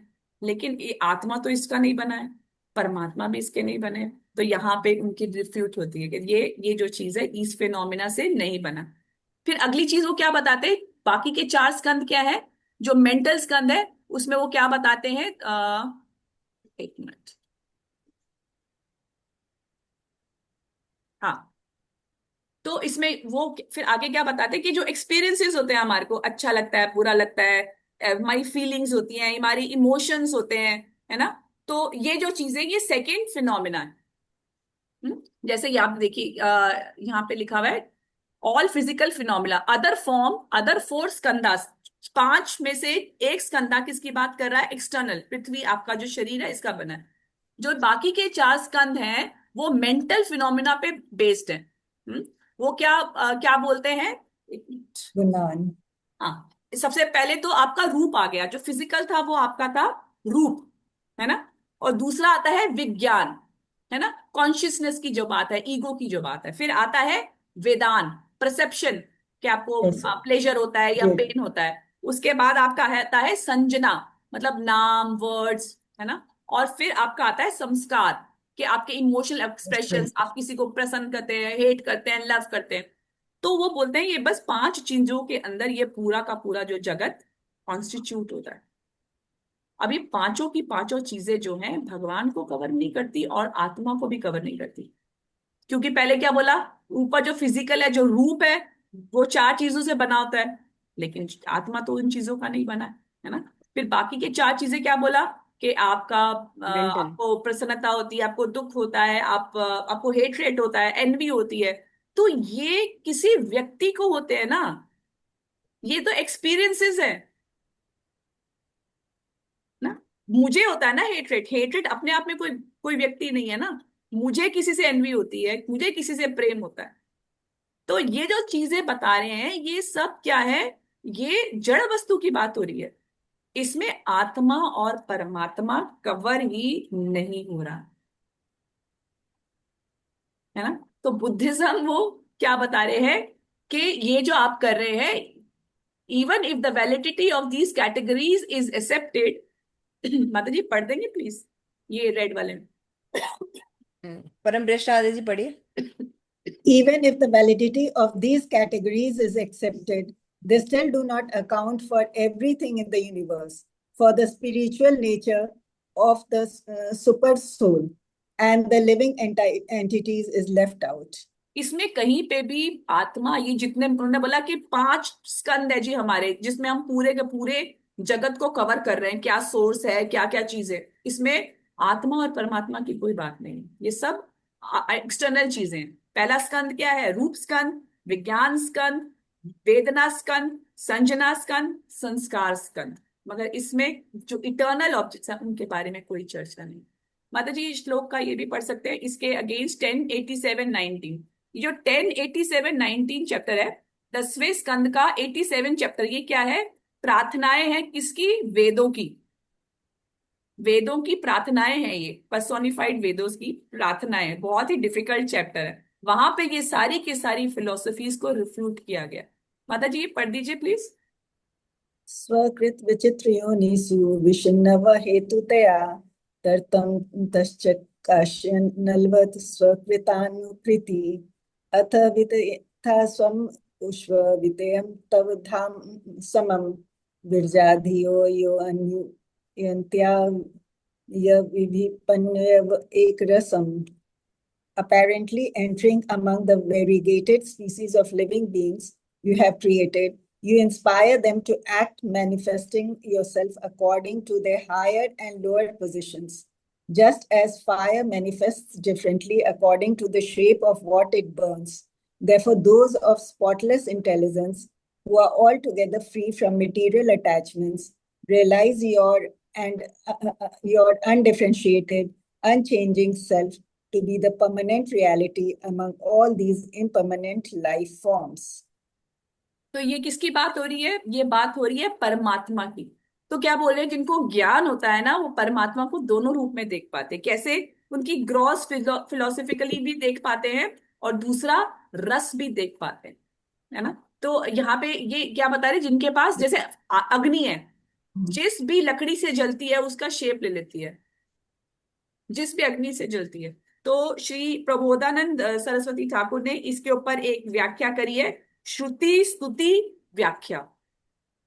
उसमें जब हम कोई भी चीज देख रहे हैं, एक उसका आपको आगे का क्या व्यू दिख रहा है, एक्सटर्नल फिजिकल व्यू क्या दिख रहा है, और उसके अंदर रस तत्व क्या है, दोनों चीजों की चर्चा उन्होंने इसके अंदर करी। तो भगवान जो है ये पांचों तत्वों में नहीं है, ये जो 5 तरह के स्कंद बताए हैं उसमें कहीं पे भी उनका जो एक ग्लैमर है या जो उनका पूरा अस्तित्व है या स्वरूप है वो यहाँ पे प्रदर्शित नहीं।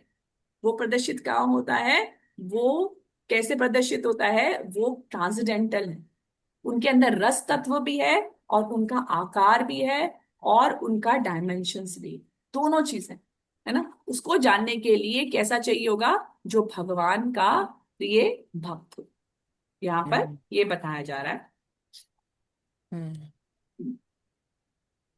ठीक है। ठीक है। और एक तरह से बौद्ध धर्म तो पूरा नास्तिकवाद ही है। हाँ, पूरा नास्तिकवाद है, पूरा नास्तिकवाद है, मतलब पूरा नास्तिक। अवॉइडिज्म। फिर अब ये लास्ट हम कर रहे हैं बस, God. 11/16/36। ठीक।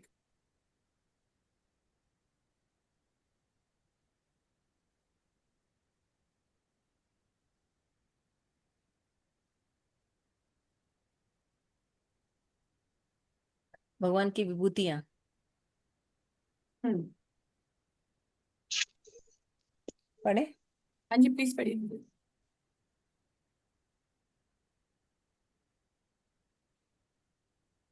गत युक्त युक्त सर्गोपादान मानंद स्पर्श लक्षण आस्वाद श्रुत्र घ्राणमयम सर्वे इंद्रिया में इंद्रियम। I am the function of the five working sense, karmendriya, the leg, speech, anus, hand, sex organ, as well as those of the five knowledge acquiring senses, yani gyan indriya, touch, sight, taste, hearing, and smell. I am also the potency by which each of the sense experience its particular sense object. तो यहाँ पे भगवान की supremacy के बारे में बताया जा रहा है कि जितने भी हमारे जड़ पदार्थ है उनके पीछे कौन है, भगवान ने स्वयं बताया कि आई एम द पोटेंसी, मैं हूँ ऊर्जा, मैं हूँ उसका सोल या सोल। जी माता जी, नेक्स्ट। 11 फिर नेक्स्ट श्लोका 11:16-37। पृथ्वी वायु आकाश आपो ज्योतिर्यः महान विकार पुरुषो अव्यक्त रजसत्वं तमः परम् अहमेव तत्प्रसंख्यानां ज्ञानं तत्त्व विनिश्चयः। I am the form, taste, aroma, touch, and sound. False ego, the Mahatattva, earth, water, fire, air, and sky. The living entities, material nature, the mode of God, goodness, passion, ignorance, and the transcendental Lord. All these items, along with the knowledge of their individual's symptom and the study, conviction that the result from these knowledge represents me. तो यहाँ पे वो जो बोल रहे हैं कि कोई भी अदृष्ट अदृष्ट है, कोई भगवान नहीं है, अपने हिसाब से है ना कर सकते हैं, यहाँ पे भगवान मैं उसको है रिफ्यूट मैं कर खंडन और कर रहे हैं। पूरा पूरा खंडन कर रहे हैं। एक बारी बता रहे थे कि उनसे पूछा गया कि रीइंकारनेशन होता है, मतलब पुनर्जन्म होता है। हाँ हाँ होता है, बुद्धिज्म के एक बहुत बड़े उन्होंने होता है। बोले आप तो बोलते हैं जब आत्मा समाप्त होती है तो शून्य हो जाती है, तो रीइंकारनेशन किसका होता है ना? हाँ हाँ हाँ, होता है, पुनर्जन्म होता है। तो उन्होंने पूछा पुनर्जन्म फिर किसका होता है? आप तो बोले शून्य हो जाता है, सब समाप्ति हो जाता है, फिर कौन पुनर्जन्म लेता है? तो देखिए बहुत छोटी छोटी बातें, वो बात बहुत एक्चुअली बड़ी बड़ी तर्क करते वो हैं। कर सकता है जिसको ठीक से नॉलेज होगा। हाँ। हम्म, देखिए कितने अदरवाइज हम सिंपल एक अगर क्वेश्चन में महाराज ने उनसे पूछा। महाराज ने, क्योंकि वो पूछ सकते हैं क्योंकि वो पूरा उनको बैकग्राउंड क्लियर। तो यहाँ हम्म पे जो हमने अभी पॉइंट डिस्कस करे थे, अगर आप किसी से पूछेंगे बुद्धिज्म को या जैनिज्म में किसी से पूछेंगे तो उनको ये पॉइंट नहीं पता। तो हम्म महाराज बता रहे थे कि अगर आपको समझना है कि मायावाद क्या है तो मायावादी से मत समझिए, किसी वैष्णव से समझिए। मायावादी जानता ही नहीं है वो क्या कर रहा है। अगर आपको न्याय दर्शन समझना है या आपको वैशेषिक दर्शन समझना है तो वैष्णव से समझिए, प्रभुपाद से हम्म, समझिए, क्योंकि उनको मालूम है ये इसी के बारे में बात करें। आप कोई भी इतने बड़े बुद्धिज्म में जैनिज्म में जाइए, उनको ये पता ही नहीं है कि ये बातें, उनकी वो उस फिलॉसफी चीज क्या है को वो भी नहीं निराकार जानते। घोषित कर देंगे ना हाँ। उस थ्योरी क्योंकि उनको परसेप्शन ही नहीं है, तो वो उन शब्दों को भी गलत यूज कर देंगे ना। तो इस वही है ना, तरह। किसी मूर्ख से हम पूछे कि मूर्खता क्या है तो वो नहीं बता पाएगा ना, किसी इंटेलिजेंट से पूछेंगे तभी बताए। सो अरे अरे उन्होंने उन्होंने बोला था ना कि अच्छा मतलब एवरीथिंग इज नथिंग, तो फिर क्या बोला था उन्होंने श्रीमद्भक्त आचार्य ने? अगर everything is nothing then what you are saying is also nothing. फिर तो बात ही खत्म हो गई ना। तो बात ही खत्म हो गई। तो एक्चुअली क्या करते हैं, ये जो जैनिज्म है या बुद्धिज्म क्यों अराइज हुआ, ये कट्टरपन जो ब्राह्मणों का था, वो इतना कट्टरपन करते थे कि आप ये नहीं, ऐसा ही करो, आप ऐसे ही ऐसा ही पालन करो, करो। तो ये उसकी रिचुअल वजह ऐसे ही से करो। जो जितने भी क्षत्रिय थे उन्होंने क्या किया, वो उन्होंने बुद्धिज्म ले लिया। हम्म हमारा जो झंडा है उसके बीच में आप देख रहे हो, ऐसे बोलते हैं हमारा भारत महान, हम हिंदू हैं, लेकिन उसके बीच में आपने देखा है क्या, जो चक्र है वो किसका है? अशोक। अशोक का। बुद्ध, सबसे बड़ा अशोक बुद्धिज्म। स्तंभ, अशोक बुद्धवादी था। अच्छा, अब देखो, ये नहीं पता लोगों को। तो वो खुद ये स्वयं हमें ही नहीं पता था। आज पहली बार पता चला।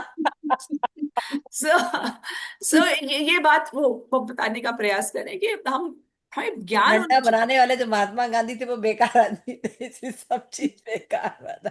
और फिर तो जितने भी क्षत्रिय थे उन्होंने बुद्धिस्ट धर्म को अपना लिया। और जितने भी वैश्य हैं, अब देखिए सारे मारवाड़ी होते हैं ना, वो होते हैं जैन जैन सारे के सारे, आप देखिए हाँ, वो जैन धर्म को पालन करते, जैन जैन धर्म पालन करते हैं, हाँ हाँ। जैन धर्म को पालन करते हैं। तो इस तरह से बताने का प्रयास कर, वो बहुत अच्छे एग्जाम्पल देते हैं कि भेद बताने के लिए, आप कोई गुजरात से आया है ना, साउथ इंडिया में आया, वो बंदा बोलेगा कि आप इडली खाओगे, तो बोलेगा इडली क्या होती है, बोले अच्छा आप ढोकला खाते हो ना, हाँ हाँ ढोकला, वो स्क्वायर होता है, ठीक है, ओके, ये ना गोल होती है, वो व्हाइट होता है, ये येलो होती है। तो ये है वैशिष्ट का धर्म, वो भेद बताते हैं, चीजें बहुत अच्छी करते हैं, लेकिन उनका जो अंत है कि अपने आप हो रहा है, कोई डायमेंशन नहीं है, सब ऑटोमेटिक है, तो कोई न्याय का भी तो भगवान यही नहीं प्रॉब्लम है। है, सारा तर्क वितर्क करते हैं लेकिन एंड नहीं पता, कंक्लूजन। सबको एंड वो कंक्लूजन में ही हाँ, तो प्रॉब्लम है। एंड वो इसलिए नहीं जानना चाहते क्योंकि वो नियमों का पालन नहीं करना चाहते। वो हम्म। वेदों को इसलिए नहीं मानते, वेदों के द्वारा जो ज्ञान है, क्योंकि वो नियमों का पालन नहीं जानते। साईं बाबा को मानेंगे, एक वो डब्बे में ले लेंगे भगवान, निकल पड़ेंगे आओ आपको चाय पिलाएं, आओ आपको दर्शन कराएं। तो हम्म। फिर रूल्स रेगुलेशन फॉलो नहीं करते, इसलिए अपने अपने, माता जी क्या बोला था आपने, जता पंथ, मैं भूल यथ पथ, यथ यथ पथ, यथ पथ नहीं, यथ मत तथ यथ पथ। मत तत्पथ। हाँ। तो मैंने एक दफा एक बहुत बड़े कोई गुरुजी बोलते, मैं वहां गई, मुझे बुलाया, मैं तो गई, तो इस सर भी पकड़ लिया उसने, शिव जी को और हमारे हरे कृष्ण महामंत्र को, चार पांच और को लेकर एक मंत्र बनाया था। मैं सोच रही ये क्या, और लोग इतना खुश हो रहे। सो मैं सोच रही थी कितनी अज्ञानता है। लोग एक्चुअली क्या है, लोग अपनी इंद्रियों पे और मन पे कंट्रोल नहीं करना चाहते, ये main problem, this is the reason of ignorance. मतलब ना सहजिया रूप में भक्ति करना चाहते हैं, मतलब वो सहज ही लेना चाहते हैं, उसके लिए कुछ पे नहीं करना चाहते। इसीलिए रूप गोस्वामी ने फर्स्ट श्लोका रखा। जी बात कर रहे हैं। हाँ, आ ये छोड़े बहुत से लोग यहीं से भाग जाएंगे। नहीं से बात। हाँ। सो ये मैंने प्रयास किया थोड़ा सा, अब मतलब समझने का हमारे को जरूर जानना चाहिए, क्योंकि हमारे आसपास लोग, हम बड़े प्रभावित हो जाते हैं, अरे इसको कितना ज्ञान है, ये वेद बोल रहा है, संस्कृत इतना अच्छा बोलता है, निष्कर्ष, ऐसे संस्कृत कितना बढ़िया बोल रहा है, और तर्क निष्कर्ष कितना क्या बढ़िया है, देता है, हर चीज का तर्क कितना बढ़िया देता है। बढ़िया देता है। आप जाके सुनिए ऐसी क्लासेस, हमें बड़ी अच्छी लगेंगी, लेकिन जब आप घर आएंगे ना, तो आपको एक चीज भी याद नहीं रहेगी। वो हो गया ना जो प्रभुपाद एग्जाम्पल देते हैं ना, कि सोने की थाली है लेकिन परोसा क्या है, गोबर। वो चीज हो गई नहीं।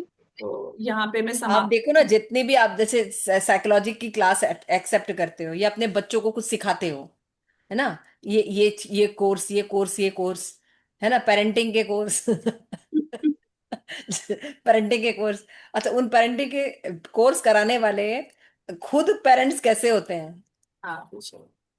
विदेशों में 12 से 14 साल के बच्चों को छोड़ दिया जाता है, वो खुद पेरेंट्स है, और सिखाते किसको है? इंडियंस को, जो बुढ़ापे के बच्चे पैदा हो जाते हैं, अपने बच्चों को अपने पास ही रखते हैं ना, दीदी माता जी। उनको आजकल हो गया पेरेंटिंग माता जी, उनको लोग बच्चों पेरेंटिंग से, सिखाते हैं, अगर जो बच्चे, 14 साल के बच्चों को छोड़ देते हैं सड़क पर। जी आज भारत में भी ऐसा हो गया, जो बच्चा थोड़ा बहुत कमाने लगता है ना, माँ बाप उसके हिसाब से, आज मैं सुबह किसी से बात कर रही थी, माता जी मेरी बेटी ऐसे बोली, मैं कहा माता जी आप माता हो या वो माता है, अरे वो कमाने लगी, दो चार बार बात चली गई, तो अपने संस्कारों को थोड़ा ना छोड़ा जा सकता है, जो नियम है, जो हमारे संस्कार हैं, उनको थोड़ा ना आप छोड़ दोगे, उनको तो पालन करना है कि नहीं करना है, ये बच्चों के हिसाब से आप चलोगे, तो ये यही चीज। हो रहा है आजकल, यही हो रहा है, पेरेंट्स भी बच्चों के हिसाब से चल रहे हैं। सो हमें को, मैंने प्रयास किया, ये माता जी की कृपा है, हालांकि मेरे पे कि जो मैं करती हूँ वैशेषिकी न्याय। मेरे ऊपर धन्यवाद से पढ़ाने के लिए आपका, चक्र बहुत। बताने के लिए भी धन्यवाद, आज तक सोचा ही नहीं मैं था। आपको फाइल शेयर कर दूंगी, आप प्लीज पढ़िए, बहुत डिटेलिंग है, मैं नहीं, हम बहुत नहीं पढ़ेंगे। हरे कृष्णा, हमें खाली भागवतम बता दीजिए कहाँ कहाँ काटना है। आप सबका वांछा कल्पतरुभ्यश्च थैंक यू सो मच, कृपा नाइस क्लास, अच्छा करते हो उसी के पास। हरे कृष्णा। हमारी भागवतम 10th कैंटो शुरू हो रही है, कौन पढ़ेगा इसको बैठ के? उसमें वेद आ रहे हैं ना माता जी, वेद पर्सोनिफाइड वेद, तो वो बोल रहे हैं कि उनका प्रोजेक्ट है, वो महाराज का प्रोजेक्ट है, बोले कि मैंने 15 साल हो गए, मैं अभी तक पहले श्लोक पे ही हूँ। तो हम तो, मैं तो स्वेट तो हुई थी। मैंने सोचा, और भूरीचंद प्रभु से पूछा गया आपकी वो 10th कैंटो की किताब कहाँ है, आपने हमें नहीं दी, बोले मैंने लिखी नहीं, मैं इस योग्य ही नहीं हूँ कि लिख पाऊं, तो मैंने सोचा। हम लोग हरे कृष्ण। कौन सी बुक से